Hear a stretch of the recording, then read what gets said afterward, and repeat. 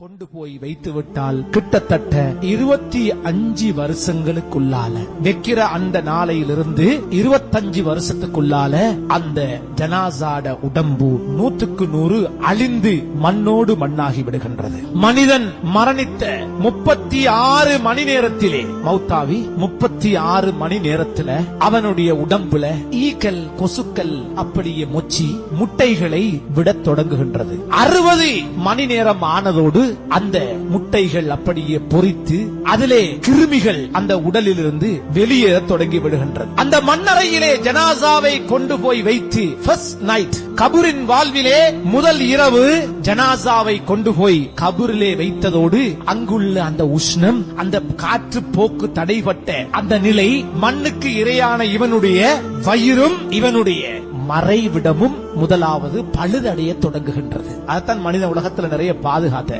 கபூர்ல முதல் இரவே வயிறும் மறைவிடமும் பழுதடைய ஆரம்பித்து விடுகின்றது. அது பழுதடைய ஆரம்பிக்கிறதோட முதல் நாளே அந்த ஜனாசாவுடைய உடம்புகள் பச்சை கலர் நிறத்திலே, பச்சை நிறத்திலே நிறம் அப்படியே ஏற்படுகின்றது.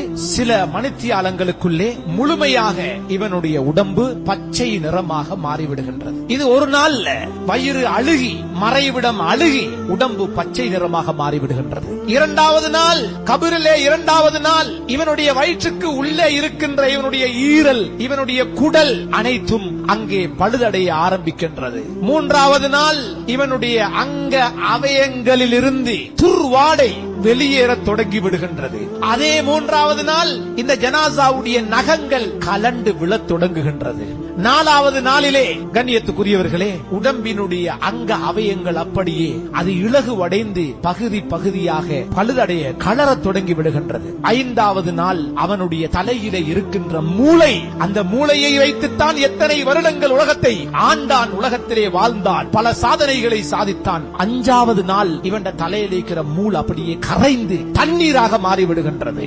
ஆறாவது நாள் இவனுடைய உடம்பு அப்படியே ஊதி, இவனுடைய வயிறு ஊதி அது வெடிக்க தொடங்குகின்றது. ஒரு ஏழாவது நாளைக்கு பின்னால் இவனுடைய முகம் வீங்குகின்றது, கண்கள் வெளியேறுகின்றது, இவனுடைய நாவுகள் நீளுகின்றது, இவனுடைய கன்னங்கள் அனைத்தும் வீக்கம் ஆரம்பிக்கின்றது. முக வீக்கம் அந்த ஏழாவது நாளிலே மொத்தமாக முகம் சார்ந்த அத்தனை உறுப்புகளும் வீங்கி விடுகின்றன. கபூரிலே 10வது தினம் இவனுடைய அங்க அவயங்கள் அனைத்துமே வீக்கத்தை அடைகின்றது. 2 வாரங்களுக்கு பின்னால் 15 நாளைக்கு பின்னால உடம்புல தலையில இருக்கிற அவ்வளவு முடிகளும் ஒன்றொன்றாக கலண்டு முழுமையாக உடம்பை விட்டும் அது வேறாகி விடுகின்றது. அந்த 15வது நாள் உடம்பிலிருந்து வெளியேறுகின்ற அந்த வாடை இருக்கிறதே, அது எங்களுக்கு வீசாவிட்டாலும் அதனை நுகருகின்ற சக்தி படைத்த நீல நிறத்தினுடைய ஈக்கள் கிட்டத்தட்ட 5 கிலோமீட்டருக்கு அங்கால இருந்து இவனுடைய கபூரை தேடி வருகின்றது. 5 கிலோமீட்டர்களை தாண்டி வீசுகின்ற துர்வாடை 15வது நாளிலே இவனுடைய மண்ணறையை சுற்றி நிற்கின்றது. அது நீல நிற ஈக்கள். அந்த உடம்பிலே முழுமையாக புழுக்கள் 15 நாளையிலே புழுக்கள் அந்த உடம்பை ஆக்கிரமிக்கின்றன. இப்படி மண்ணறை வாழ்வு 2 மாதங்களை அடைகின்ற போது உடம்பெல்லாம் கரைந்து திரவமாக மாறிவிடுகின்றது. 2 மாதங்கள் 60 நாட்களிலே அடையாளமற்று போய்விடுகின்றான். என்ன ஆட்டம் உலகத்திலே! 60 நாள் 2 மாசம் உடம்பெல்லாம் கரைந்து அப்படி அடையாளமற்று போய்விடுகின்றான். 6 மாதங்கள் ஆன பின்னால் முழு சதைகளும் நிலத்திலே கொட்டி அந்த உடம்பினுடைய எலும்பின் அமைப்புகள் மட்டும் மனித உருவத்தை காட்டிக் கொண்டிருக்குமே தவிர ஒரு சொட்டு, ஒரு துண்டு சதை கூட அந்த எலும்புகளில் நிற்காது. அனைத்தும் நிலத்திலே அப்படியே உருகி விடுகின்றது. இப்படியே ஒரு 25 வருடங்கள் செல்லுகின்ற போது முழுமையாக அவனுடைய உடம்பு அழிந்து அவனுடைய முதுகன் தண்டு, முதுகிலே இருக்கின்ற ஒரு சிறிய கடுகு மணி போன்ற ஒரு அஜிபு ஜனப் என்று சொல்லக்கூடிய முதுகம் தண்டு, அது மட்டும் தான் மிஞ்சுகின்றது. ஒரு கடுகு மணி அளவுக்கு போன்ற ஒன்று.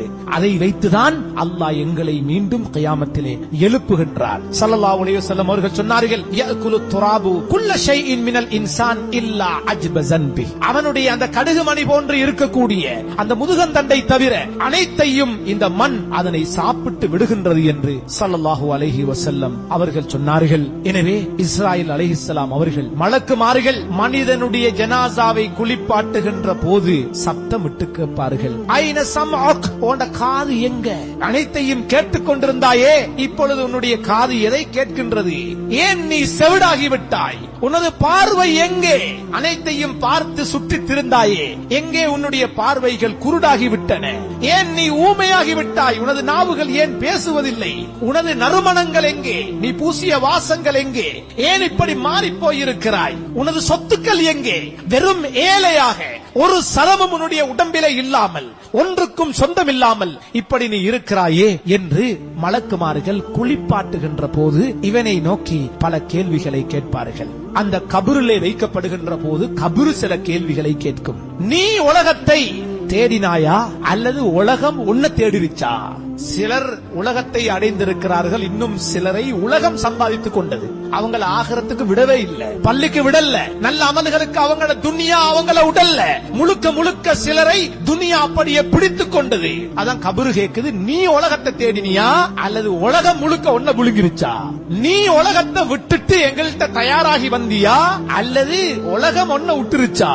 மௌத்துக்கு நீ தயாராகி விட்டு வந்திருக்கிறாயா அல்லது தயாராக முன்னால் மௌத்து உன்னை வந்து அவசரமாக பிடித்துக் கொண்டதா என்ற பல கேள்விகளை அந்த மன்னரை மரணித்து செல்லுகின்ற ஒவ்வொருவரிடம் கேட்கவிருக்கின்றது. கண்ணியத்துக்குரியவர்களே, நாம் மறந்து வாழுகின்ற ஒரு வாழ்க்கை, அந்நியவர்களை போன்று இந்த உலகத்திலே மௌத்தை, சக்கராத்தை, மஹ்ஷரை, இஸ்ராயில் அலைஹிஸ்ஸலாம் அவருடைய வருகையை, அல்லாஹ்வுடைய கட்டளைகளை, ரசூலுல்லாஹ்வுடைய வாழ்வை, இறைவனுடைய வாக்குகளை, குர்ஆனுடைய உண்மைகளை எல்லாம் நாம் மறந்து வாழுகின்றோம். உலகத்தினுடைய ஈடுபாடு எங்களை அப்படி ஆக்கிவிட்டது. உலகத்தினுடைய ஈடுபாடு. ஒவ்வொரு நாளும் இந்த மரணத்தை நினைப்போம். நாம் செல்லவிருக்கின்ற நிர்பந்தமான அந்த நெருக்கடியான அந்த மன்னரை வாழ்வை நாள்தோறும் பேசுவோம், கதைப்போம். நம்முடைய வாழ்விலே இறைவனுடைய ஈமானியத்தை நாம் அதிகப்படுத்துவோம். அல்லாஹுவை நேசிப்போம், ரசூலுல்லாஹ் அவர்களை நேசிப்போம். அல்லாஹு தஆலா எனக்கும் உங்களுக்கும் அந்த உண்மையான மன்னரை வாழ்வை அடைய முன்னால் அதற்கு தேவையான அமல்களிலே ஈடுபட்டு